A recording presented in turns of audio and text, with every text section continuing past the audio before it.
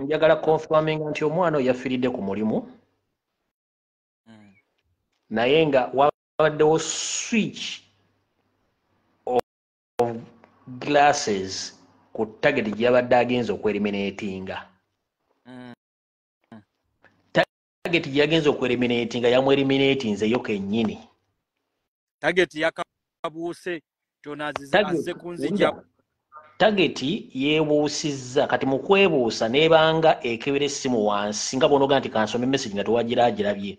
Kati n'aleka eriiso ng'erimu nga litunula waggulu omwana abaako kyaliwo mu giraasi. Owulira? Kati target wedda ku mmeeza ekyusa ebanga omuwala emuwahaaga n'aswitchinga amagiraasi. Omuwala teyategedde kakodi ako.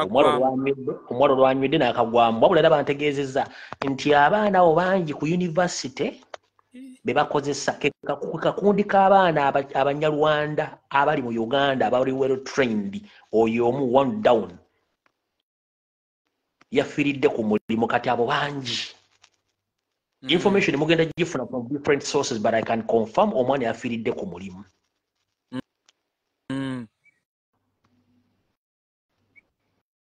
Ekyo nkimaliriza. Baba nkugambye nti NRM teyina candidate wabula bapulaninga okukyusa either bajjewo general presidential elections tudde mu parliamentary. Tiwe kiri kati kankunyonyola advantage ne disadvantage eziri mu basajja bano kibali mu kutya. Ekisookera ddala Museveni abaferenga babbalamu ono omukyala atakyalira nsiko Senninde Bannabbanja bano bagundi aba NRM bonna b'omanyi baamufera batya. Bwe yabasindika ogenda okukola NRM mu yeroboku za NRM okwapugradinga abalonzi n'abawagizi ba NRM. Bazi displayinga ne electoral commission tena displayinga ki nkala ne batuuka n'okugoba display za electoral commission ku LC1 ku polling station mu Uganda yonna ne badisplayinga we zaaki za NRM. Kati baganda baffe abamu balina amadinisa matono bakomekkereza bewandiisiriza mu ki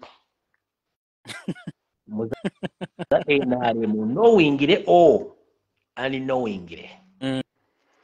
Bano bamala okufera mu 70 katufunye obukadde 20 botuwagira jukira tuyo obukadde 49.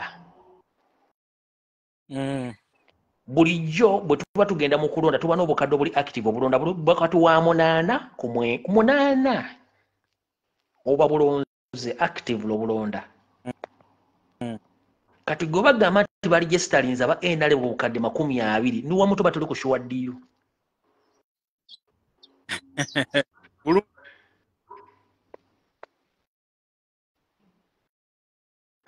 Kati bwe buli kushuwa ddiyo mwina milioni 2 wabula ng'ebula emyezi 7 tugende mu kalwa k'enkizo ne wabeerawo by election nga teri yategedde ye yavudde nga bennyini baagiteeka okutta omubaka eyali Kawempe nga register zaabwe zibalaga balina abalonzi 20,000 bagenza okufundikira akalungu akawedde nga bakakubye nga bafunye obululu 15,000 akanaana babbaka bbesi kaabwe. Ompulira? Kati Museveni yabayise n'abagamba tuli ku kiwano mwangamba tulina 20,000 naye tetwafunye wadde obululu 2,000. Imagine nga n'akalana mu kabbi yakibagambye openly n'abagamba are we safe in the coming elections? Badde okimanyi nti bakomanda nti bonna abadumira polisi n'amagye byalonda bonna bali mabuusu. Mwe bangambye babatadde mu mabuusu. Nnyonnyola abantu amabuusu ge gabanza ogalumbira ayogera Luswayiri bannyonnyola amabuusu. Oba tubagambe emida. Kyonna kyoyagala kibagambe. Bali mu kkomera. Bali mabega wa mitayimbwa. Bayiwa poliisi ne bayiwa amagye nga genda kulondawo ku UCT. Bagenda okumala okulonda okulangirira obululu nga Fatuma Nyenje tafunye wadde ak'omulema. Baba Fred soko vene ku YouTube. wane waffe Kanyanya ku police mu barracks mu polling stations 5 onfuna bulungi ne ba agent basupervisor tebabakiriza yingira polling stations ezo eziri awe Kanyanya ku ne bakwata abasibe bonna no rondo naye gesu okuta tebala ya wangu zage okufuluma nga nalukola wangudde polling station Kanyanya ku kati otegedde kati meeting ye batuuzizza Museveni yabagambye Abaganda muri abashuma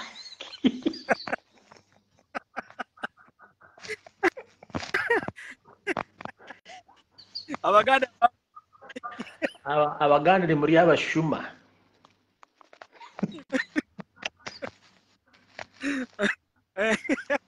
andi kati baba fule singo kino bayindi kati Museveni kya Abaganda kati abasinga abawabu RDC ekyo batyo kyegendereza kati buyamaze baga Abaganda muri babbi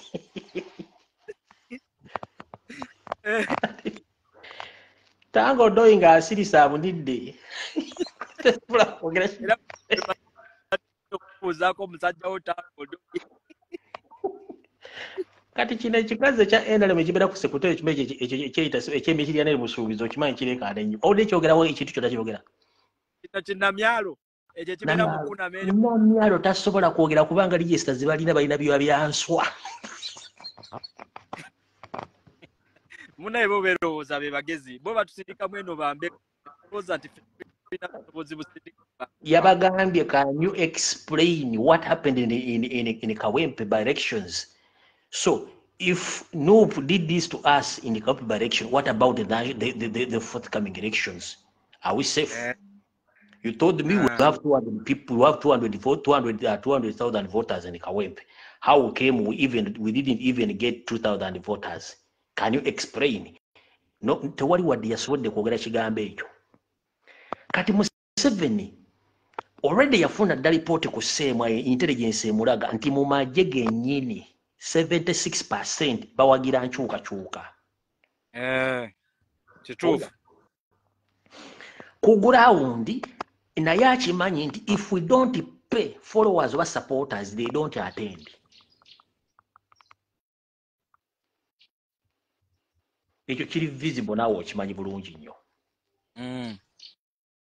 Kati bwe kugaa nti balina miliyoni 2 nga ne wasookerwako bakubye obululu obuyitirivu ennyo kitegeeza balina okutya. Already Muzeeyi Nyandwe yo seriti bahabulwa Windows ziweddeko ziyiise. Ono gwaleeta dere drinking Geno Magodo ne mu magye mwennyini n'amala kitayo nti asirise Geno Magodo tasobola kumala wiiki mu ntebe eyo baba bamuliddewo dda. Wamuwadde erinnya eddala. Kati ekizibu kye balina nti bo badiringa ne .com era etya nti Museveni akyali mu old tactics nti ye bwagula RDC n'agula chairman of the Super Member Parliament alowooza n'abamugoberera bonna abaguzi.